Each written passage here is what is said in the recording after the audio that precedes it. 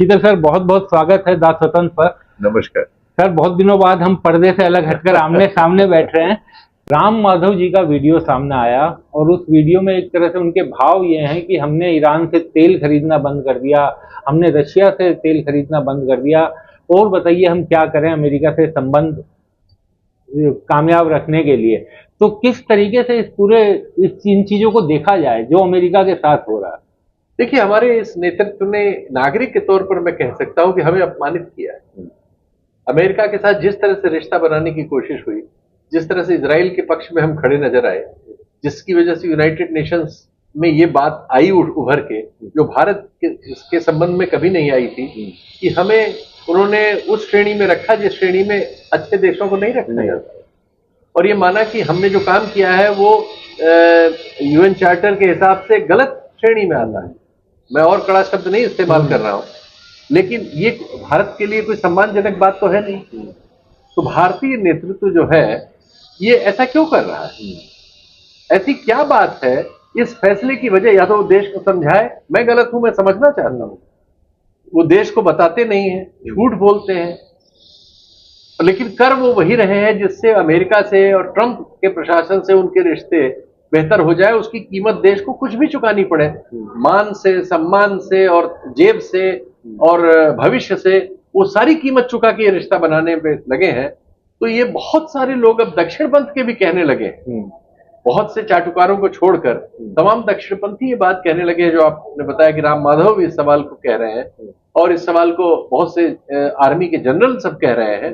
और इस युद्ध में चूंकि बहुत सारी ऐसी चीजें एक्सपोज हुई हैं, खुद अमेरिका बहुत एक्सपोज हुआ है, तो हम कहां खड़े हैं दुनिया की चीज में? दुनिया की राजनीति में हमारी भूमिका दरअसल क्या है? हमारे उस गुब्बारे का क्या हुआ जो हमने विश्व गुरु के नाम पे फुलाया था, जिसमें हमने खरबों डॉलर खर्च किया जिस छवि को बनाने में? रियलिटी यह है कि हमारी कोई भूमिका ही नहीं है, हमारे पास कोई लेवरेज नहीं है। और अमेरिका की राष्ट्रपति जो एक आर्टिकल सोशल मीडिया पर, सोशल ट्रूथ पर वो डालते हैं, उस आर्टिकल में तो नरक कह दिया गया कि वहां भी जैसे हमारे यहाँ दक्षिण और हमारे बच्चे जो कंप्यूटर, लैपटॉप, आईटी इंडस्ट्री में काम कर रहे हैं उनको लैपटॉप गैंगस्टर। नहीं, वो बेहूदगी की बात है। अरे भाई, मैं सरकार नहीं हूं, मैं तो कहूंगा वो बेहूदगी की बात। बहुत सारे लोग जो दक्षिणपंथी विचारधारा के होते हैं दुनिया भर में इस तरह की बातें करते हैं। हम लोगों ने पॉलिटिकल साइंस में और सब जगह अनुभव से भी पढ़ा है। गाली गलौज करना, दूसरे को डिमीन करना, बुरा भला कहना, ये सब दक्षिणपंथी खासियतों में आता है। हम अपने ट्रोल्स वगैरह में ये सब देखते हैं, वहां भी ऐसे लोग हैं।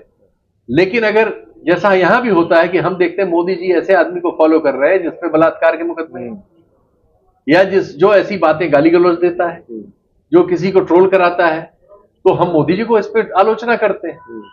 वहां ट्रंप वही कर रहे हैं। लेकिन हमारे यहां गड़बड़ी हो रही कि सरकार की ओर से इन बातों पर शुतुरमुर्ग वाला रोल अख्तियार किया हुआ। जब सरकारी प्रतिनिधि से पूछा गया प्रेस कॉन्फ्रेंस में कल जायसवाल साहब से कि भाई ये क्या है, ये इस पे आपको क्या कहना है, तो उन्होंने कहा हाँ, हमने भी कुछ चीजें ऐसी देखी हैं, दैट्स इट। उसके बाद कॉमा, फुल स्टॉप, सब बंद, उसके बाद कुछ भी नहीं। ये हम कहां आ गए भाई? भारत का स्वर खत्म हो गया क्या? या हमने अपनी आजादी गिरवी रख दी क्या? हम गलत को गलत नहीं कहेंगे, कोई हमें गाली देगा तो हम भाग जाएंगे, हम सामना नहीं करेंगे उसका? ये जो किए क्या है भाई? ईरान के जो हैंडल हैं भारत में आधिकारिक, उन्होंने जवाब दिया इस मसले पर, और भारत की तारीफ करते हुए उन्होंने दिखाया कि क्या है भारत। तो ईरान ही कहा जो सच है कि भारत, चीन, ईरान ये सब पुरानी सभ्यताएं हैं। अमेरिका तो आर्टिफिशियल देश है, अभी बना है, 200-250 साल की उसकी हिस्ट्री है। अगर वो ऐसे देशों को जिनकी हजारों साल की हिस्ट्री है इस तरह से डिमीन करता है, तो ऑब्वियसली हमें अपना स्टैंड तो लेना ही चाहिए। ईरान के कहने पर हम लें तो और शर्मनाक बात। एक अंतिम सवाल शीतल जी, अब हॉर्मोज पर तो कर्फ्यू दोनों तरफ से है, ईरान ने भी लगा दिया, ईरान भी गोलाबारी कर रहा है और उधर अमेरिका भी। सबसे ज्यादा नुकसान तो हम ही लोगों को अब भुगतना पड़ेगा ना। अखबारों में अब खबर छपने लगी है, हालांकि सरकार उससे इनकार कर रही है कि डीजल और पेट्रोल के दाम चुनाव होते ही 28-30 रुपए बढ़ेंगे। सरकार अभी मना कर रही है, लेकिन कोई और रास्ता नहीं है। ईमानदारी की बात यही है कि बढ़ने तो तय है, तो क्या करें, हमारी सरकार तो फिर वही बात सरकार पे आ रही है और सरकार चुनाव लड़ रही है। अभी एक चरण की वोटिंग बाकी है, अभी सरकार कैसे कबूल सकती है। लेकिन हम आपको सामान्य ज्ञान से समझ लें कि ये चश्मा आपको 1000 रुपए में मिल रहा था, इसको आप 1100 रुपए में पब्लिक को बांटते थे जिनको आंख की तकलीफ थी। अब ये चश्मा आपको 2000 रुपए का मिल रहा है, 1100 रुपए में आप कितने दिन बांट सकते हैं? नहीं बांट पाएंगे। इसमें कोई हमें जादू करना है।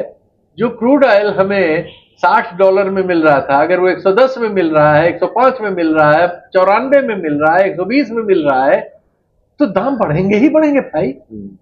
लेकिन अब सरकार को चुनाव लड़ना है, उसको झूठ बोलना है। 29 तक इस झूठ को सुनिए और 29 के बाद तेल बढ़ने का फैसला आपके सामने आ ही जाएगा। बहुत बहुत शुक्रिया शीतल जी, आप हमारे साथ जुड़े, चर्चा में शामिल हुए। अब आपको सुनवाते हैं कि इस मामले में राम माधव ने क्या कहा था, जिसके बाद हर जगह बवाल मचा। किस तरीके से उन्होंने, और ये बात जो उन्होंने बोली थी ये अमेरिका में बोली थी, इसलिए भी ज्यादा महत्वपूर्ण हो जाती है कि क्या ये भारत सरकार का, क्या ये हमारी केंद्रीय सरकार का, या फिर ये बीजेपी का आधिकारिक स्टैंड है। ये काफी लोगों को चौंकाता है क्योंकि सरकार कभी भी इस बात को नहीं मानती है कि अमेरिका के दबाव में या फिर अमेरिका के किसी भी तरह के प्रेशर में ये फैसले लिए गए थे। पहले आप सुनिए कि राम माधव ने क्या कहा था, जिस पर बवाल मचा और जिस पर अभी हमने शीतल जी से बातचीत की। We lagged behind. We agreed to stop buying oil from Iran. We agreed to stop buying oil from Russia, facing so much criticism from our Indian opposition. We agreed for 50% tariffs. Agreed means we did not say anything. We maintained our patience. 50% tariffs we agreed. Today, in the new trade deal also, we agreed for 18% tariffs, higher than what it used to be. I mean, average tariff. So, where is India lagging behind in that? What are those issues that where India is not doing enough? That's a big question.